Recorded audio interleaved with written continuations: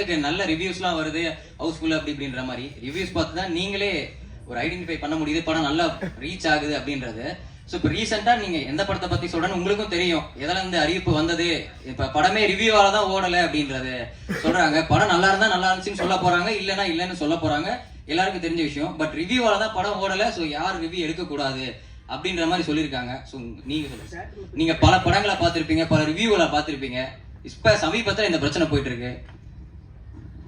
இல்லை, ஒரு படத்துக்கு ரிவ்யூ பண்றது வந்து பத்திரிகையாளர்களுடைய உரிமை, அதை நான் இல்லைன்னு சொல்ல. ஆனால் வேணும்னே கொஞ்சம் அதிகமாக ஃபோக்கஸ் பண்ணி அடிக்கிறன்னு ஒன்று இருக்கு இல்லையா, அது வந்து நீங்கள் சொல்கிற படத்துக்கு தெளிவாக தெரிஞ்சது. ஒரு படம் பிடிச்சது பிடிக்கலைங்கிறது வேற, பட் கரங்கட்டி அடிக்கிறது அப்படிங்கிற ஒரு ஃபீல் வந்து அந்த நீங்கள் சொல்கிற குறிப்பிட்ட படத்தினுடைய ரிவ்யூக்கு வந்தது. அது தவறான விஷயம் அப்படின்னு நான் நினைக்கிறேன். ஏன்னா ஒரு படம் பிடிக்கிறது பிடிக்காது அவருடைய தனி மனிதனுடைய விருப்பம், அதில் வந்து எந்த விதமான அப்ஜெக்ஷன் கிடையாது. இருந்தாலும் அந்த ஒரு ஆஸ்பெக்ட் வந்து தப்புன்னு நான் நினைக்கிறேன். அது கொஞ்சம் இருந்ததா நானும் உணர்றேன். ஏன்னா நல்லா இருக்குது நல்லா இல்லைங்கிறத தாண்டி பர்சனலாக அட்டாக் பண்ணி பர்சனல் லைஃப் எல்லாம் அவங்களுடைய தனிப்பட்ட வாழ்க்கையெல்லாம் அட்டாக் பண்ணிங்கிறது வந்து அது எப்படி ரிவ்யூக்குள்ள வரும்? அதுக்கு ரிவ்யூக்கு என்ன சம்பந்தம் இல்லையா? இல்ல சார், இப்ப நீங்க சொன்ன மாதிரி ரிவ்யூஸ் எல்லாமே ரிவ்யூவர்ஸ் பண்றது இல்ல. இப்ப தியேட்டர்ஸ்ல இருந்து படம் பார்த்துட்டு வர பப்ளிக்கு கொடுக்குற ரிவ்யூ தான் பண்ணக்கூடாதுன்னு சொல்லியிருக்காங்க.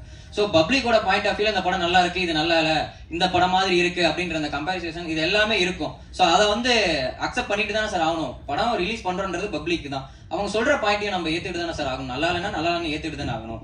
இல்ல, அதை ஏத்துக்கிறது தப்பு இல்லை. ஆனா என்னன்னா ஒரு கல்ட் டெவலப் ஆயிடுச்சுன்னு வச்சுங்களேன். எப்படி பாத்தியா, அவங்க யாருன்னே தெரியாது, எப்படி வச்சு அடிச்ச பாத்தியா, வச்சு செஞ்ச பாத்தியா, ஏய் அப்படிங்கிற மாதிரி ஒரு ரசிகனுக்கு ஒரு மனப்பான்மை வந்துச்சுன்னு வச்சுங்களேன். நாளைக்கு அடுத்த படத்துல அவங்களுடைய ஃப்ரெண்டு வந்து நான் உன்னை மீறி அடிக்கிறேன் பாடுற அப்படின்னு அடிப்பாங்க.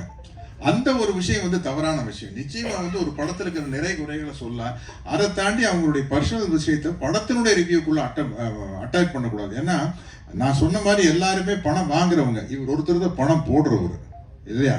அதனால வந்து எங்களுடைய பர்சனல் லைஃபை வச்சு ஒரு படத்தை எப்படி அட்டாக் பண்ணலாம், அது வந்து கண்டிப்பா கண்டிக்கத்தக்க ஒரு விஷயம். அது பொதுமக்களுக்கு நான் என்ன சொல்றேன்னா, நீங்க வந்து படத்தை மட்டும் ரிவ்யூ பண்ணுங்க, அதை தாண்டி பர்சனலா ரிவ்யூ பண்ணாதீங்க அப்படிங்கிறது பொதுமக்களுக்கு நான் வைக்கிற ஒரு தாழ்மையான வேண்டுகோள் தான். அவ்வளவுதான். சார் உங்களுக்கு